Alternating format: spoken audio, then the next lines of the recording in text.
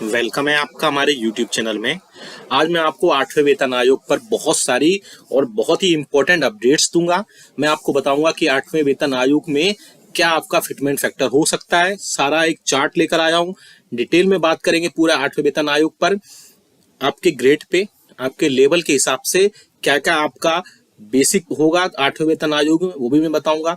क्या fitment factor हो सकता है वो भी मैं बताऊंगा। साथ ही साथ फोर्थ, फिफ्थ, सिक्स और सेवन पे कमीशन में कितने परसेंट की हाइक हुई आपकी, क्या फिटमेंट फैक्टर रहा, कितनी मिनिमम बेसिक सैलरी थी, कितनी मिनिमम बेसिक पेंशन थी, उस पर भी बात करेंगे। और जानेंगे कि 8वें वेतन आयोग का जो प्रपोजल है वो गवर्नमेंट कब तक दे सकती है, कब तक लागू हो सकता है, क्या सारे इसमें अपडेट्स होंगे। यानी एक ही वीडियो में आपके 8वें वेतन आयोग पर यानी कि 8th CPC पर सारे अपडेट्स मिल जाएंगे। साथ ही साथ आप अपनी बेसिक पेंशन और बेसिक सैलरी भी देख पाएंगे अगर 8वां वेतन आयोग जिस हिसाब से लागू हो सकता है।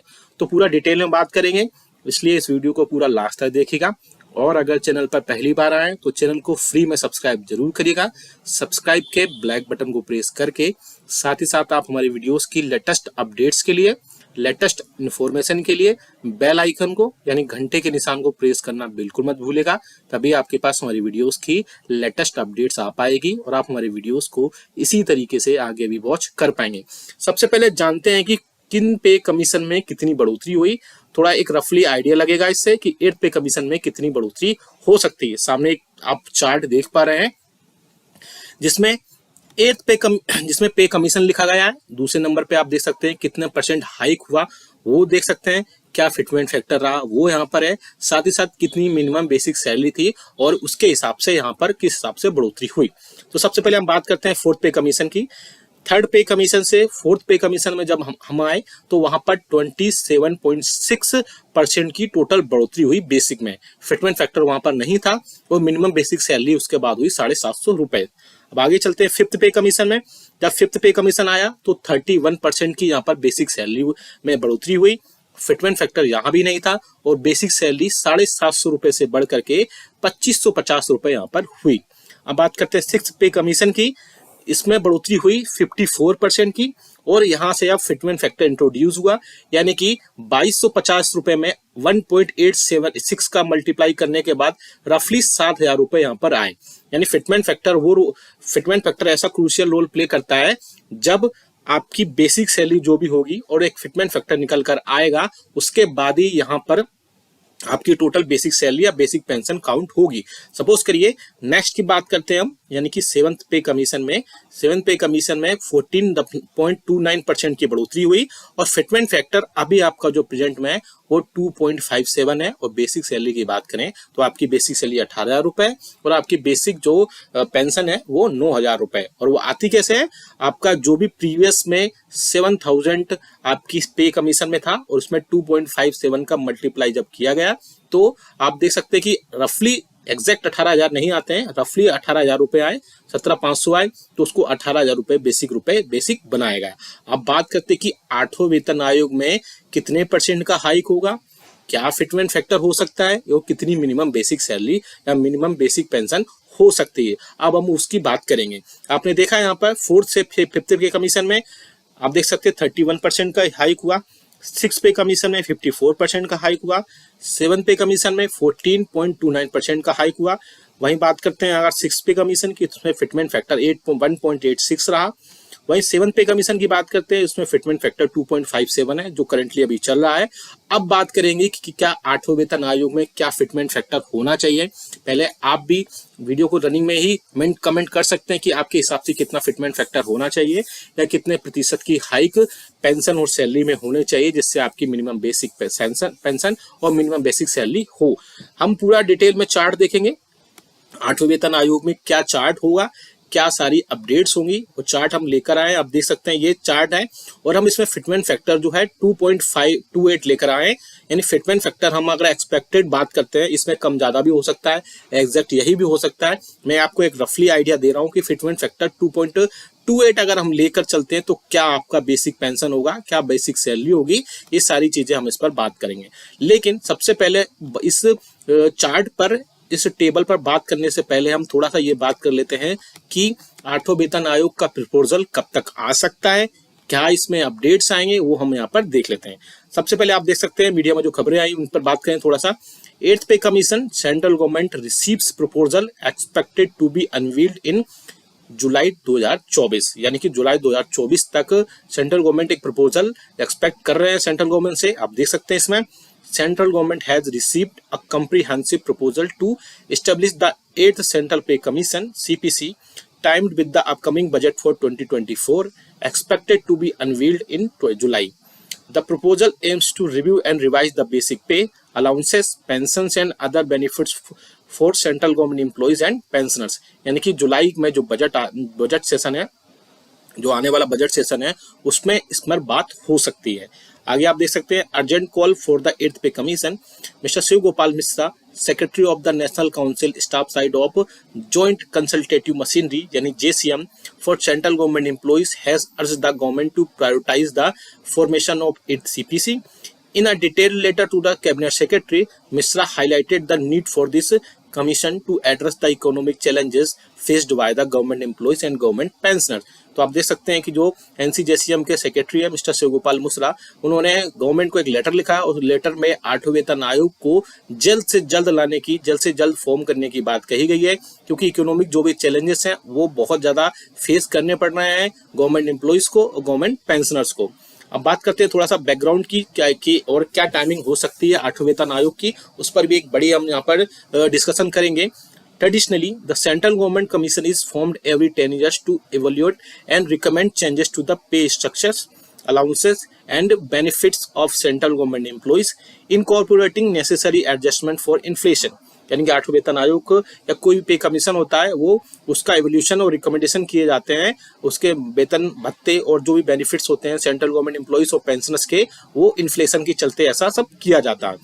द 7th पे commission established by the prime minister on February 28, 2024 implemented its recommendation starting from 1/2016। आपको पता ही कि 7वें वेतन आयोग को गठन 28 फरवरी 2024 को किया गया था, जो कि 2014 को किया गया था, जो कि 1 जनवरी 2016 से लागू किया गया था।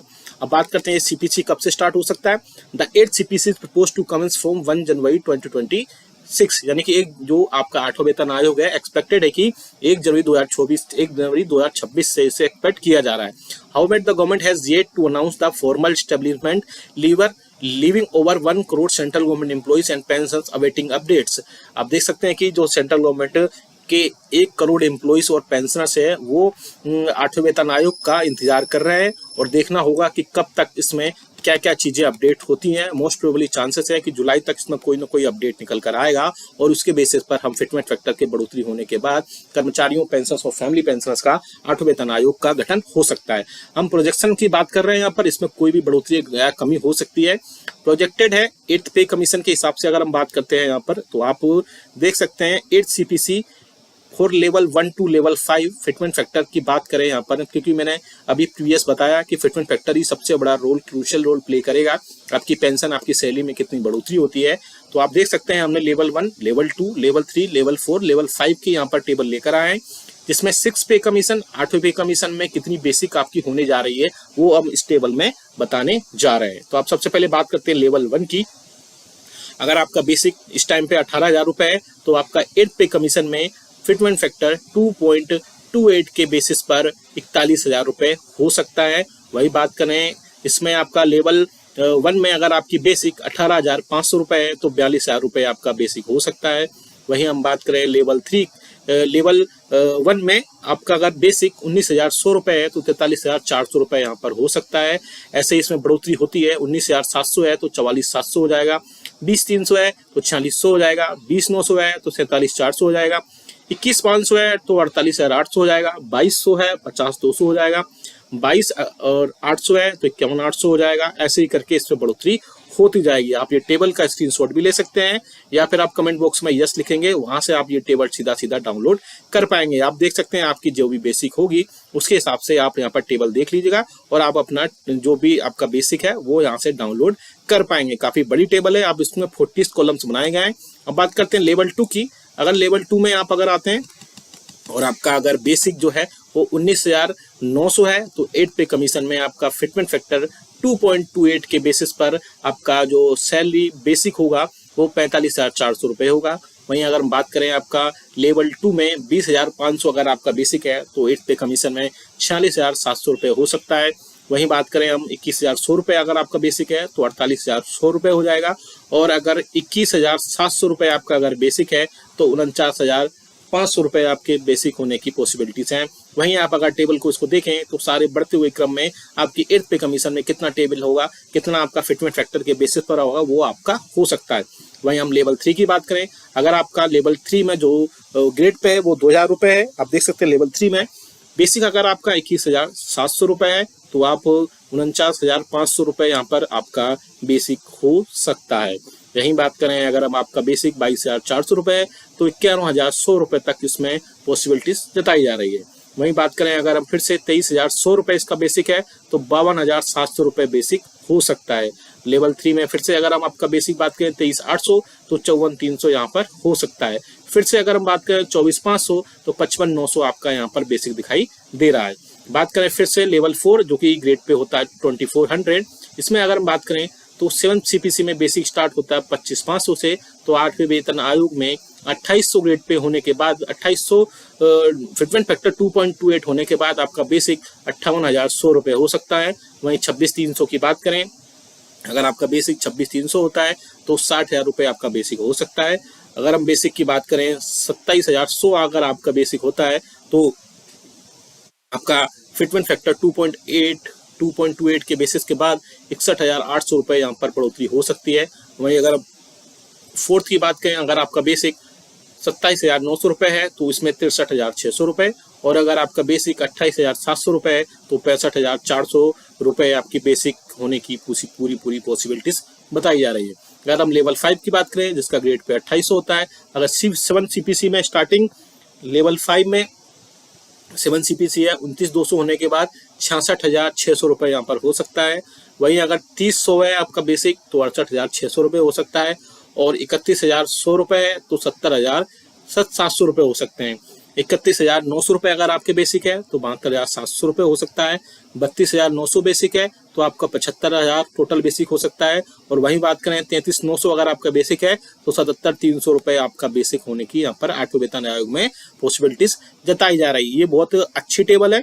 फिटमेंट फैक्टर ये 2.28 के बेसिस पर है, और अगर फिटमेंट फैक्टर बदलता है तो आपकी बेसिक पे भी बदल सकती है, लेकिन एक्सपेक्टेड है कि अगर 2 तक या 2.57 तक भी अगर इसमें बढ़ोतरी होती है तो पेंशन काफ़ी बढ़ोतरी हो जाएगी। इसमें काफ़ी ज़्यादा बढ़ोतरी होने की बात कही जा रही है, लेकिन 8वें वेतन आयोग में देखना होगा कि क्या फिटमेंट फैक्टर रहता है। आप भी हमें कमेंट करके बताएगा कि आपके हिसाब से कितना प्रतिशत फिटमेंट फैक्टर हो सकता है, और क्या फिटमेंट फैक्टर पर आपको कितनी बेसिक पेंशन और बेसिक सैलरी आपको चाहिए, आप हमें कमेंट करके जरूर बताएगा। और आप अगर इसको डाउनलोड करना चाहते हैं इस टेबल को तो कमेंट बॉक्स में यस लिख दीजिएगा, वहाँ से सीधा आप इसको डाउनलोड कर पाएंगे। और